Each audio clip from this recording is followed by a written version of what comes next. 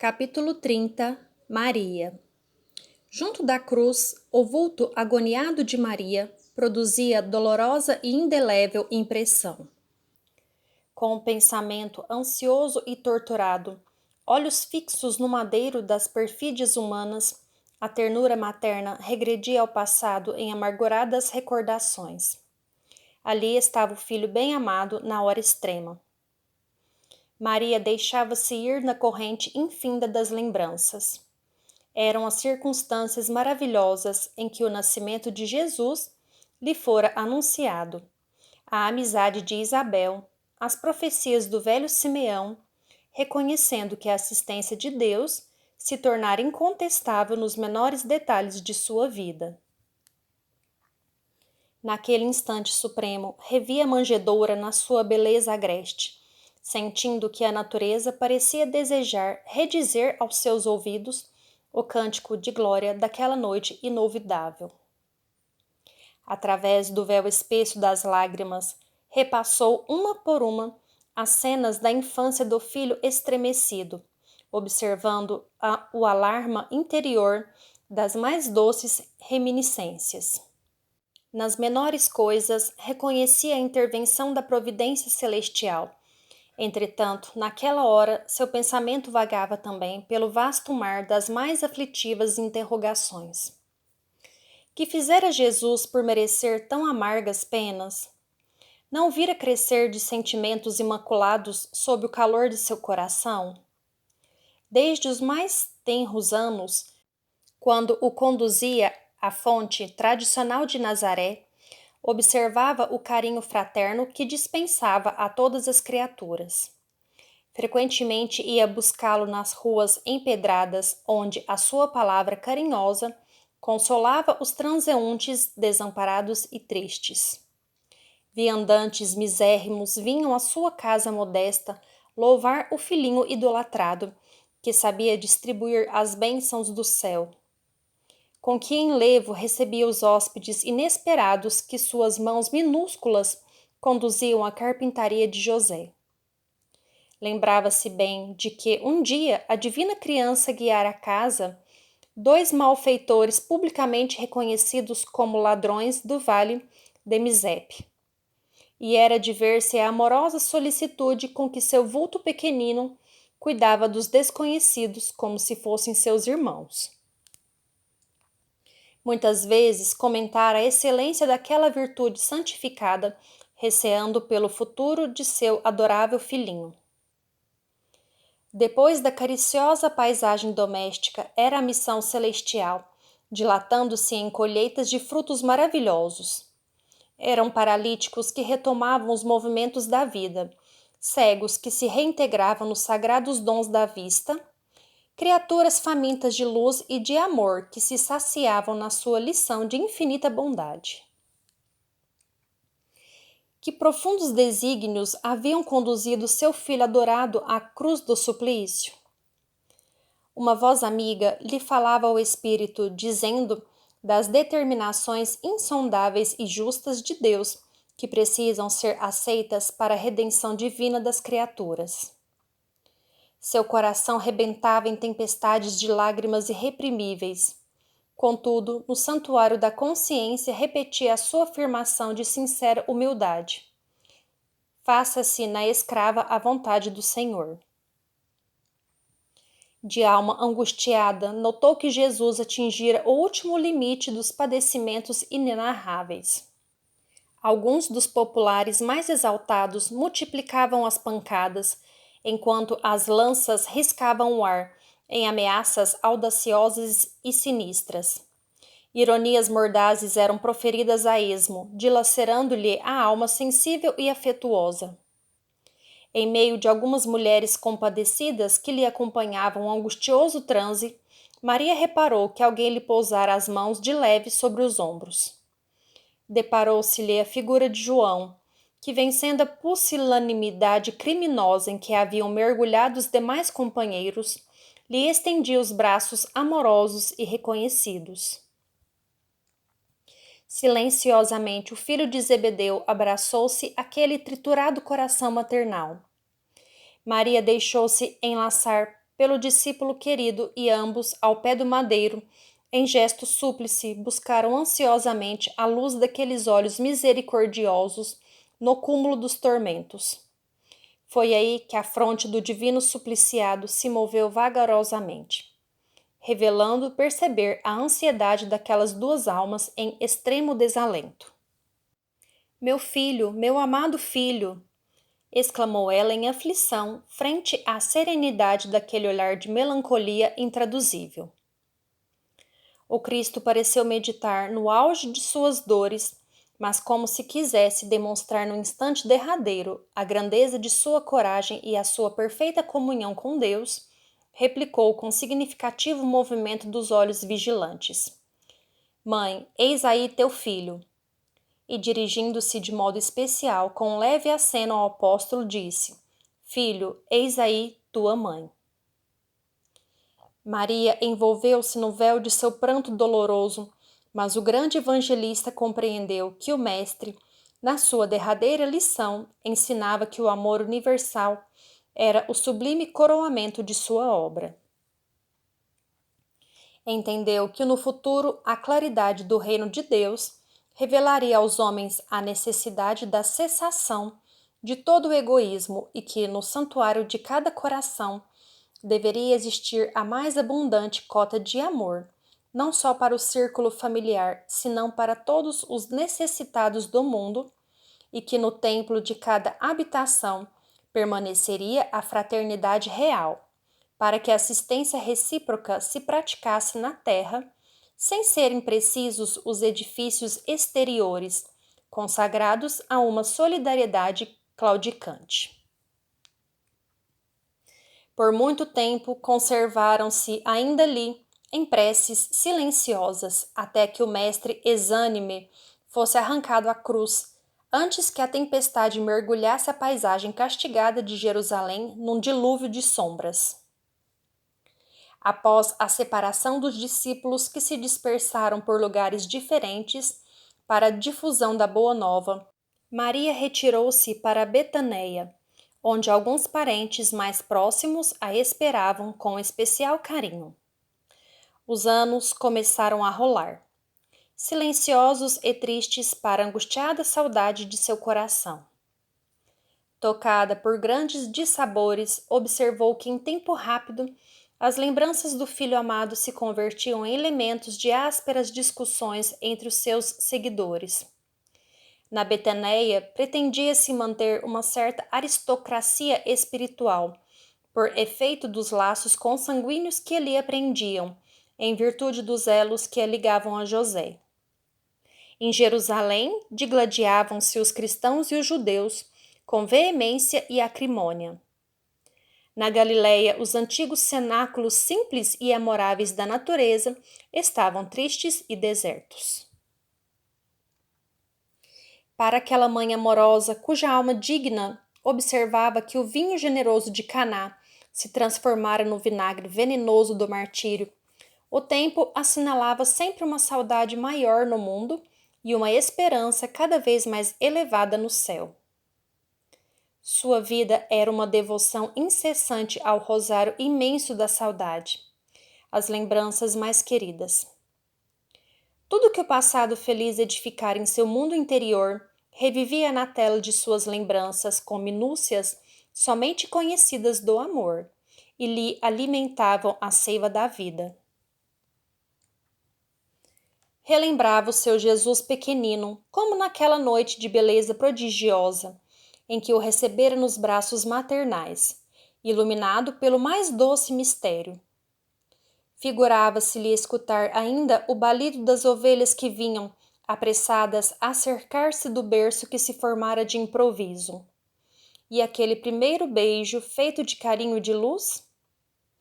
As reminiscências envolviam a realidade longínqua de singulares belezas para o seu coração sensível e generoso. Em seguida, era o rio das recordações desaguando sem cessar na sua alma rica de sentimentalidade e ternura. Nazaré lhe voltava a imaginação com as suas paisagens de felicidade e de luz. A casa singela, a fonte amiga, A sinceridade das afeições, o lago majestoso, e no meio de todos os detalhes, o filho adorado, trabalhando e amando, no erguimento da mais elevada concepção de Deus entre os homens da terra. De vez em quando parecia vê-lo em seus sonhos repletos de esperança. Jesus lhe prometia o júbilo encantador de sua presença e participava da carícia de suas recordações. A esse tempo, o filho de Zebedeu, tendo presentes as observações que o mestre lhe fizera da cruz, surgiu na Betaneia, oferecendo àquele espírito saudoso de mãe o refúgio amoroso de sua proteção. Maria aceitou o oferecimento com satisfação imensa. E João lhe contou a sua nova vida. Instalara-se definitivamente em Éfeso, onde as ideias cristãs ganhavam terreno entre almas devotadas e sinceras. Nunca olvidara as recomendações do Senhor e, no íntimo, guardava aquele título de filiação como das mais altas expressões de amor universal para com aquela que recebera o Mestre nos braços veneráveis e carinhosos. Maria escutava-lhe as confidências num misto de reconhecimento e de ventura. João continuava a expor-lhe os seus planos mais insignificantes. Levá-la-ia consigo, andariam ambos na mesma associação de interesses espirituais. Seria seu filho desvelado, enquanto que receberia de sua alma generosa a ternura maternal nos trabalhos do Evangelho. Demorara-se a vir, explicava o filho de Zebedeu, porque lhe faltava uma choupana, onde se pudessem abrigar. Entretanto, um dos membros da família real de Adiabene, convertido ao amor do Cristo, lhe doara uma casinha pobre ao sul de Éfeso, distando 3 léguas aproximadamente da cidade. A habitação simples e pobre demorava num promontório de onde se avistava o mar. No alto da pequena colina, distante dos homens e no altar imponente da natureza, se reuniriam ambos para cultivar a lembrança permanente de Jesus. Estabeleceriam um pouso e refúgio aos desamparados, ensinariam as verdades do Evangelho a todos os espíritos de boa vontade e, como mãe e filho, iniciariam uma nova era de amor na comunidade universal. Maria aceitou alegremente. Dentro de breve tempo, instalavam-se no seio amigo da natureza, em frente do oceano. Éfeso ficava pouco distante, porém, todas as adjacências se povoavam de novos núcleos de habitações alegres e modestas. A casa de João, ao cabo de algumas semanas, se transformou num ponto de assembleias adoráveis, onde as recordações do Messias eram cultuadas por espíritos humildes e sinceros. Maria externava suas lembranças. Falava dele com maternal enternecimento, enquanto o apóstolo comentava as verdades evangélicas, apreciando os ensinos recebidos. Vezes inúmeras, a reunião somente terminava noite alta, quando as estrelas tinham maior brilho. E não foi só. Decorridos alguns meses, grandes fileiras de necessitados acorriam ao sítio singelo e generoso. A notícia de que Maria descansava agora entre eles espalhara um clarão de esperança por todos os sofredores. Ao passo que João pregava na cidade as verdades de Deus, ela atendia no pobre santuário doméstico aos que a procuravam, exibindo-lhe suas úlceras e necessidades. Sua choupana era então conhecida pelo nome de Casa da Santíssima. O fato tivera origem em certa ocasião, quando um miserável leproso, depois de aliviado em suas chagas, lhe osculou as mãos, reconhecidamente murmurando: Senhora, sois a mãe de nosso Mestre e nossa Mãe Santíssima. A tradição criou raízes em todos os espíritos. Quem não lhe devia o favor de uma palavra maternal nos momentos mais duros? E João consolidava o conceito, acentuando que o mundo lhe seria eternamente grato, pois fora pela sua grandeza espiritual que o emissário de Deus pudera penetrar a atmosfera escura e pestilenta do mundo para balsamizar os sofrimentos da criatura. Na sua humildade sincera, Maria se esquivava às homenagens afetuosas dos discípulos de Jesus, mas aquela confiança filial com que lhe reclamavam a presença era para sua alma um brando e delicioso tesouro do coração. O título de maternidade fazia vibrar em seu espírito os cânticos mais doces. Diariamente acorriam os desamparados suplicando a sua assistência espiritual. Eram velhos trôpegos e desenganados do mundo que lhe vinham ouvir as palavras confortadoras e afetuosas, enfermos que invocavam a sua proteção, mais infortunadas que pediam a bênção de seu carinho. Minha mãe, dizia um dos mais aflitos, como poderei vencer as minhas dificuldades? Sinto-me abandonado na estrada escura da vida. Maria lhe enviava o olhar amoroso da sua bondade, deixando nele transparecer toda a dedicação enternecida de seu espírito maternal. Isso também passa, dizia ela carinhosamente. Só o reino de Deus é bastante forte para nunca passar de nossas almas, como eterna realização do amor divino. Seus conceitos abrandavam a dor dos mais desesperados, desanuviavam o pensamento obscuro dos mais acabrunhados.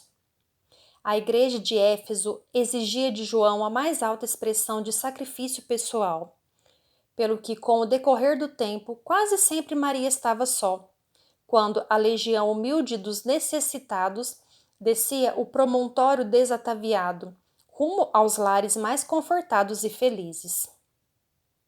Os dias e as semanas, os meses e os anos passaram incessantes, trazendo-lhe as lembranças mais ternas.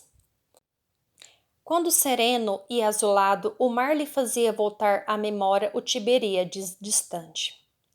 Surpreendia no ar aqueles perfumes vagos que enchiam a alma da tarde, quando seu filho, de quem nenhum instante se esquecia, reunindo os discípulos amados, transmitia ao coração do povo as louçânias da Boa Nova.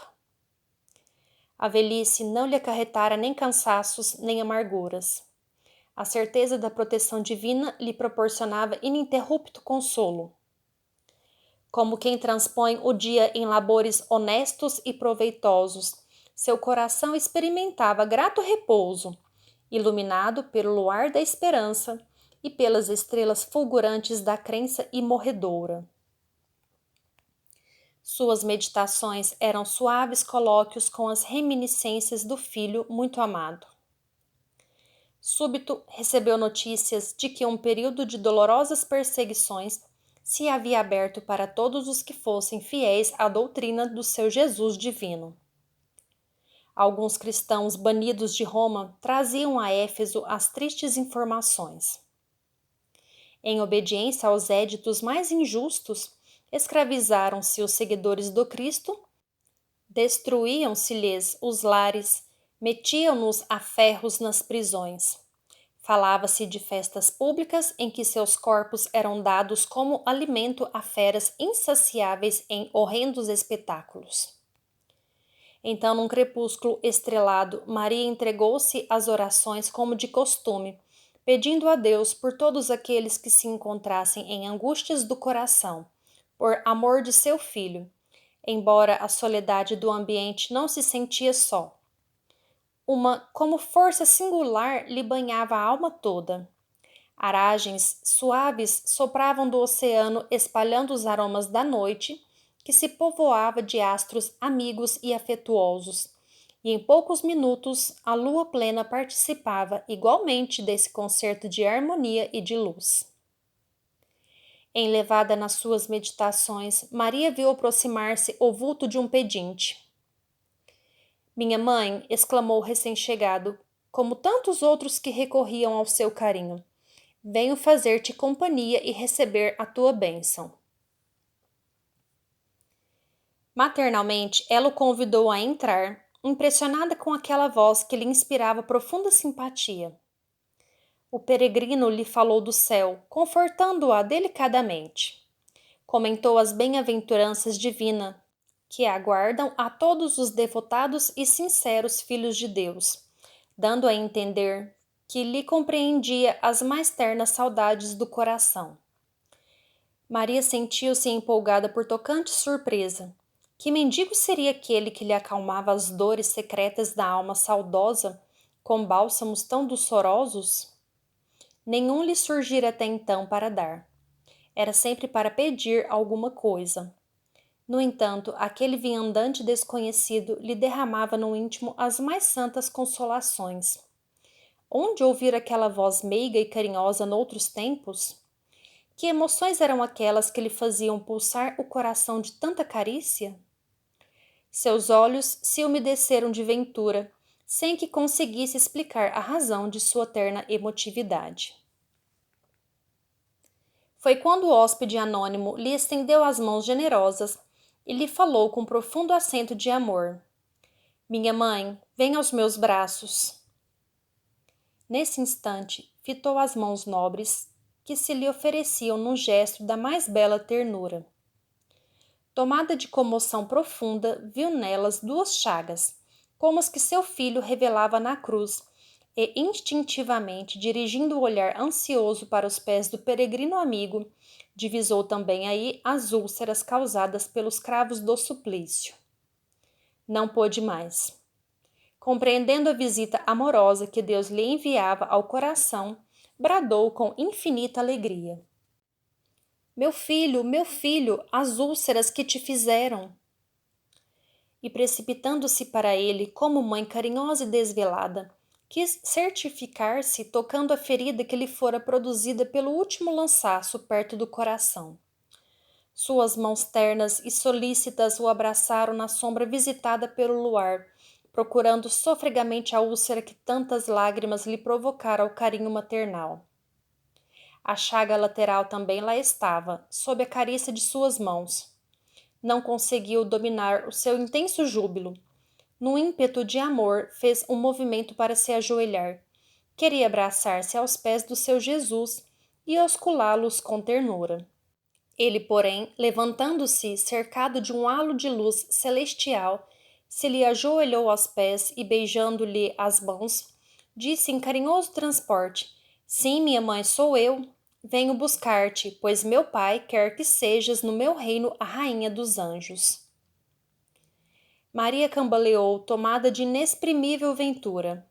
Queria dizer da sua felicidade, manifestar seu agradecimento a Deus, mas o corpo como que se lhe paralisara, enquanto aos seus ouvidos chegavam os ecos suaves da saudação do anjo, qual se a entoassem 1000 vozes cariciosas por entre as harmonias do céu.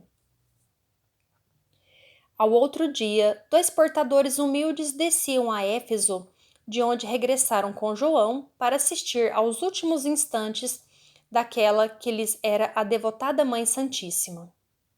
Maria já não falava. Numa inolvidável expressão de serenidade, por longas horas, ainda esperou a ruptura dos derradeiros laços que a prendiam à vida material.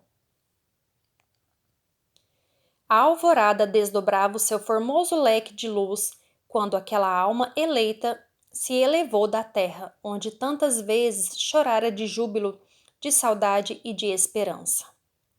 Não mais via seu filho bem-amado, que certamente a esperaria com as boas-vindas no reino de Deus, de amor. Mas extensas multidões de entidades angélicas a cercavam cantando hinos de glorificação. Experimentando a sensação de se estar afastando do mundo, desejou rever a Galileia com seus sítios preferidos. Bastou a manifestação de sua vontade para que a conduzissem à região do lago de Genezaré, de maravilhosa beleza. Reviu todos os quadros do apostolado de seu filho e só agora, observando do alto a paisagem, notava que o Tiberíades, em seus contornos suaves, apresentava a forma quase perfeita de um alaúde. Lembrou-se então de que naquele instrumento da natureza Jesus cantara o mais belo poema de vida e amor, em homenagem a Deus e à humanidade. aquelas águas mansas, filhas do Jordão. Marulhoso e calmo haviam sido as cordas sonoras do cântico evangélico. Dulcíssimas alegrias lhe invadiam o coração, e já a caravana espiritual se dispunha a partir, quando Maria se lembrou dos discípulos perseguidos pela crueldade do mundo e desejou abraçar os que ficariam no vale das sombras à espera das claridades definitivas do reino de Deus. Emitindo esse pensamento, imprimiu novo impulso às multidões espirituais que a seguiam de perto. Em poucos instantes, seu olhar divisava uma cidade soberba e maravilhosa, espalhada sobre colinas enfeitadas de carros e monumentos que lhe provocavam assombro. Os mármores mais ricos esplendiam nas magnificentes vias públicas, onde as liteiras patrícias passavam sem cessar, exibindo pedrarias e peles sustentadas por misérrimos escravos. Mais alguns momentos e seu olhar descobria outra multidão, guardada a ferros em escuros calabouços. Penetrou os sombrios cárceres do Esquilino, onde centenas de rostos amargurados retratavam padecimentos atrozes. Os condenados experimentaram no coração um consolo desconhecido. Maria se aproximou de um a um, participou de suas angústias e orou com as suas preces cheias de sofrimento e confiança. Sentiu-se mãe daquela assembleia de torturados pela injustiça do mundo. Espalhou a claridade misericordiosa de seu espírito entre aquelas fisionomias pálidas e tristes. Eram anciães que confiavam no Cristo, mulheres que por ele haviam desprezado o conforto do lar, jovens que depunham no Evangelho do Reino toda a sua esperança. Maria aliviou-lhes o coração e, antes de partir, sinceramente desejou deixar-lhes nos espíritos abatidos uma lembrança perene. Que possuías para lhes dar? Deveria suplicar a Deus para eles a liberdade? Mas Jesus ensinara que com ele todo jugo é suave e todo fardo seria leve, parecendo-lhe melhor a escravidão com Deus do que a falsa liberdade nos desvãos do mundo. Recordou que seu filho deixara a força da oração como um poder incontrastável entre os discípulos amados. Então rogou ao céu que lhe desse a possibilidade de deixar entre os cristãos oprimidos a força da alegria. Foi então que, aproximando-se de uma jovem encarcerada, de rosto descarnado e macilento, lhe disse ao ouvido: Canta, minha filha, tenhamos bom ânimo, convertamos as nossas dores da terra em alegrias para o céu. A triste prisioneira nunca saberia compreender o porquê da emotividade que lhe fez vibrar subitamente o coração.